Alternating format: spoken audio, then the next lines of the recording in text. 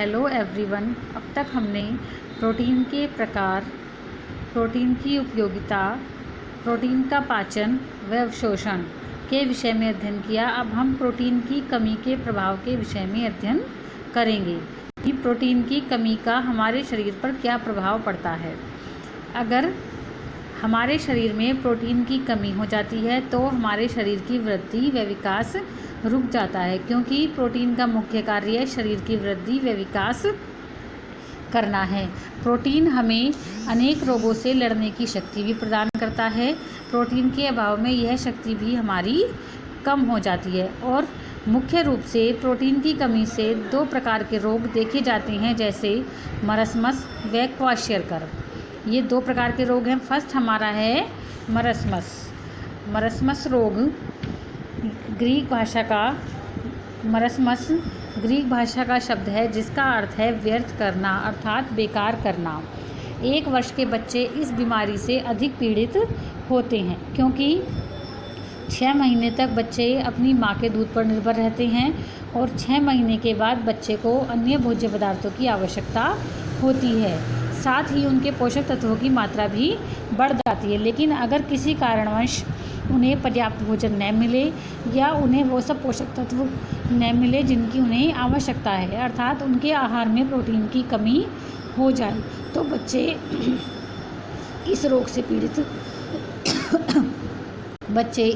पीड़ित हो जाते हैं। इसलिए 1 वर्ष में आने पर इस बीमारियों को अधिक दिखाई देते हैं। इसमें बच्चे को अनेक संक्रामक बीमारियां भी जल्दी हो जाती हैं, जैसे डायरिया में भोजन का पाचन व शोषण सही प्रकार से नहीं हो पाता तथा बच्चा दिन प्रतिदिन कमज़ोर होता जाता है। बच्चे में 2 प्रकार की कमी हो सकती हैं, आहार की कमी और आहार में का उचित रूप से शोषण न हो पाना। एक तो है हमारे में आहार की कमी कि हमें भोजन ही पर्याप्त मात्रा में नहीं मिल रहा है, जिसकी वजह से बच्चा कमज़ोर हो रहा है या बच्चे को मरस्मस रोग हो रहा है। दूसरा है आहार का उचित रूप से शोषण न हो पाना, अर्थात हमने भोजन तो ग्रहण कर लिया लेकिन भोजन का शोषण सही प्रकार से नहीं हो पाया। इसके मरस्मस रोग के लक्षण निम्न है। फर्स्ट है हमारा वृद्धि रुक जाना, क्योंकि प्रोटीन का मुख्य कार्य शरीर की वृद्धि व विकास करना है और अगर आहार में प्रोटीन की कमी हो जाती है तो बच्चों की वृद्धि व विकास रुक जाता है, क्योंकि बच्चे को समुचित मात्रा में पोषक तत्व नहीं मिल पाते। बच्चे का शरीर का भार व लंबाई कम हो जाती है, बच्चे में बौनापन आ जाता है तथा सामान्य बच्चों की अपेक्षा ऐसे बच्चे का भार 6% तक कम हो जाता है। सेकंड है हमारा पाचन तंत्र पर प्रभाव। इस अवस्था में अर्थात मरस्मस की अवस्था में बच्चे का पाचन तंत्र प्रभावित होता है और पाचन तंत्र कमज़ोर हो जाता है। वह किसी भी भोजन को आसानी से नहीं पचा पाता। बच्चे में पानी के समान पतले दस्त होते हैं, उल्टी भी आ सकती है, उसका पेट या तो सिकुड़ जाता है या फिर बच्चे का पेट फूल जाता है। तीसरा है हमारा मांसपेशियों की क्षति। प्रोटीन हमारी मांसपेशियों का निर्माण करता है, मांसपेशियों की टूट फूट की मरम्मत करता है और अगर प्रोटीन की शरीर में कमी हो जाती है तो बच्चे की मांसपेशियां भी धीरे धीरे कमज़ोर हो जाती हैं तथा बच्चे का शरीर सिर्फ हड्डियों का ढांचा रह जाता है। इसका कारण बच्चे में कार्बोहाइड्रेट व वसा इन दोनों की कमी होना भी है। कई बार बच्चे के शरीर में कार्बोहाइड्रेट जमा होने लगता है तथा वसा भी जलकर शरीर को ऊष्मा दे देती है, जिससे मांसपेशियों का क्षय होने लगता है। नेक्स्ट है हमारा सूजन। बच्चे के शरीर में सूजन आ जाती है। बच्चे के शरीर में पहले टांगों पर और उसके बाद सारे शरीर में बच्चे के सूजन आ जाती है। अन्य लक्षण, बच्चे में अन्य लक्षण भी दिखाई देते हैं। इसमें बच्चे का यकृत बढ़ जाता है और बच्चे का पेट आगे को निकला हुआ दिखाई देने लगता है। बच्चे की शक्ल बंदर की तरह दिखाई देने लगती है और उसकी त्वचा पर दरारें पड़ जाती हैं। वह त्वचा कई बार ढीली होकर लटक भी जाती है। बच्चे के हाथ पैर कमज़ोर हो जाते हैं और विटामिन ए की बच्चे में कमी हो जाती है, जिसके कारण आंखों पर भी प्रभाव पड़ता है। बच्चे में खून की कमी हो जाती है तथा नए रक्त कोशों का निर्माण भी सही प्रकार से नहीं हो पाता। ये था हमारा मरस्मस रोग। दूसरा रोग इसी से संबंधित है हमारा क्वाशियरकर रोग। क्वाशियरकर रोग भी ऐसा ही है जिसमें कि प्रोटीन की कमी हो जाती है। क्वाशियरकर रोग में प्रोटीन की कमी और मरस्मस रोग में प्रोटीन व ऊर्जा दोनों की कमी होती है। अब है हमारा क्वाशियरकर रोग। क्वाशियरकर रोग की खोज 1933 में डॉक्टर सिस्ले विलियम ने की। इन्होंने क्वाशरकर को प्रोटीन की कमी का कारण बताया। इससे हमारे देश में ही नहीं बल्कि विश्व में करोड़ों बच्चे 4 वर्ष की आयु के आसपास के बच्चे इस बीमारी से अधिक पीड़ित होते हैं। 1 से 3 वर्ष के बच्चे इस बीमारी से अधिक पीड़ित होते हैं, क्योंकि इसमें बच्चे को दूध पिलाने की अवस्था से ही इस बीमारी की शुरुआत हो जाती है। जब बच्चे का दूध छुड़ा दिया जाता है तो यह बच्चे में बीमारी अधिक बढ़ जाती है, क्योंकि उस अवस्था में बच्चे को स्टार्चयुक्त भोजन दिया जाता है और बच्चे को प्रोटीन समुचित मात्रा में नहीं मिल पाता, तो इस कारण इस रोग को होने की संभावना बढ़ जाती है। क्वाशरकर का अर्थ है दूसरे बच्चे के जन्म से पहले बच्चे को बीमारी लगना, अर्थात अगर एक बच्चे के जन्म के बाद दूसरे बच्चे का जन्म जल्दी हो जाता है तो पहले बच्चे का दूध जल्दी छुड़ा दिया जाता है। इसी कारण बच्चे में ये बीमारी हो जाती है, क्योंकि पहले बच्चे का दूध छुड़ा दिया जाता है और दूसरे बच्चे के लिए तैयारी की जाती है, तो इस अवस्था में पहले बच्चे में क्वाशरकर रोग होने की संभावना बढ़ जाती है। ऐसी स्थिति में बच्चे को यदि दूध समुचित मात्रा में दिया जाए तो सही रहता है, लेकिन अगर दूध सही मात्रा में न मिले तो बच्चे में बीमारी होने की संभावना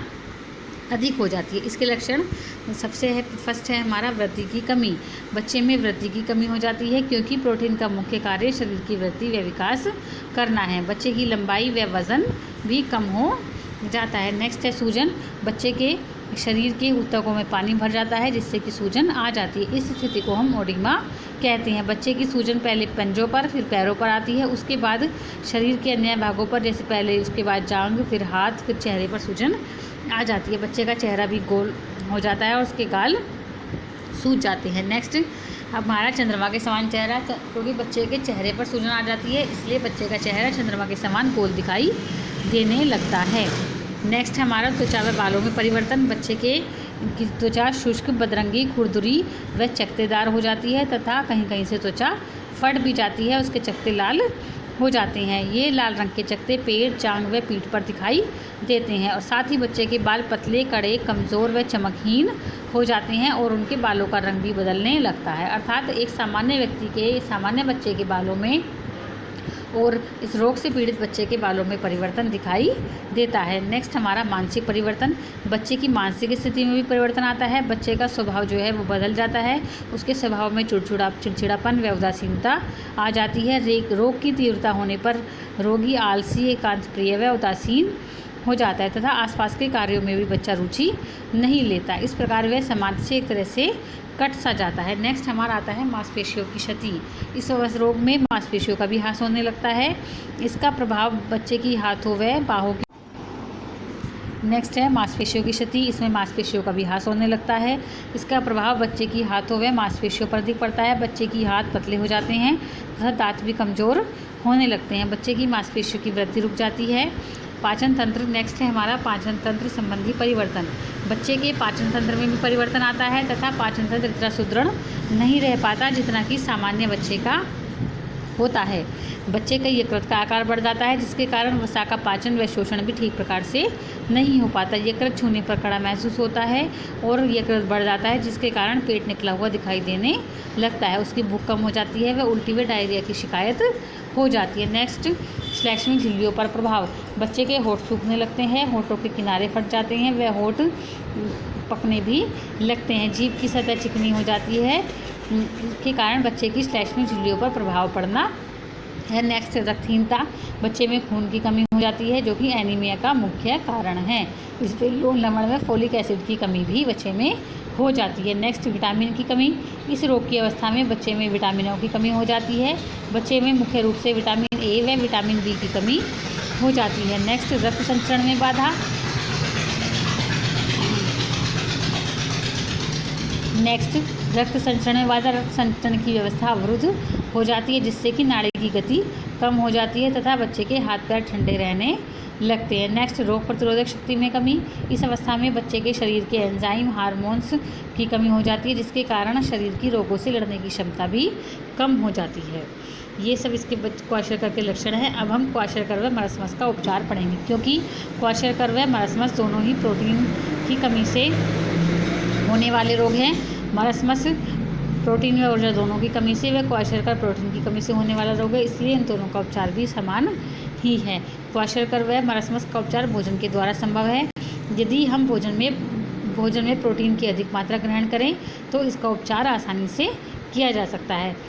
तो भोजन की भी अधिक मात्रा लें और साथ ही भोजन में पोषक तत्वों की भी अधिक मात्रा बच्चों को ग्रहण कराएं। इसके लिए फर्स्ट है, बच्चे का आहार तरल व पाचनशील होना चाहिए। तरल जिससे कि भोजन का पाचन आसानी से हो जाए और उसको भोजन के सभी पोषक तत्व प्राप्त हो जाए। नेक्स्ट, आहार में कैलोरी व प्रोटीन की उचित मात्रा देनी चाहिए।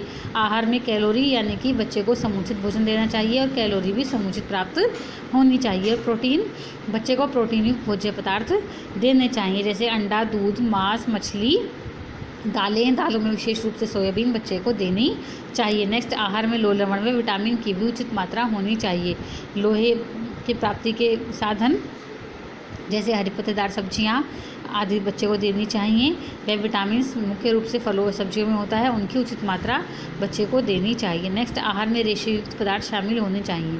आहार में रेशेयुक्त पदार्थ होंगे तो बच्चे का पाचन संस्थान सही प्रकार से कार्य करेगा और उसे कब्ज की भी शिकायत नहीं होगी। नेक्स्ट, आहार में नमक की मात्रा कम लेनी चाहिए, क्योंकि नमक हमारे शरीर में सूजन की स्थिति को बढ़ा देता है और इस रोग में यही होता है, इसलिए नमक की मात्रा बच्चे को कम देनी चाहिए। नेक्स्ट, बच्चे को वसा रहित दूध देना चाहिए। वसा की मात्रा अर्थात बच्चे को कम देनी चाहिए। दूध की मलाई उतारकर बच्चे को देना चाहिए, क्योंकि ऐसा दूध आसानी से पाचनशील होता है और उसके सभी पोषक तत्व बच्चे को आसानी से प्राप्त हो जाते हैं। बच्चे के आहार में अंडा, मांस, मछली व पाउडर दूध का दूध भी देना चाहिए, जिससे कि बच्चे को प्रोटीन की प्राप्ति आसानी से हो जाए। बच्चे के आहार में कैलोरी की मात्रा बढ़ानी चाहिए और साथ ही प्रोटीन की मात्रा भी बढ़ानी चाहिए। बच्चे के भोजन में सुधार करके इस बीमारी पर हम नियंत्रण कर सकते हैं।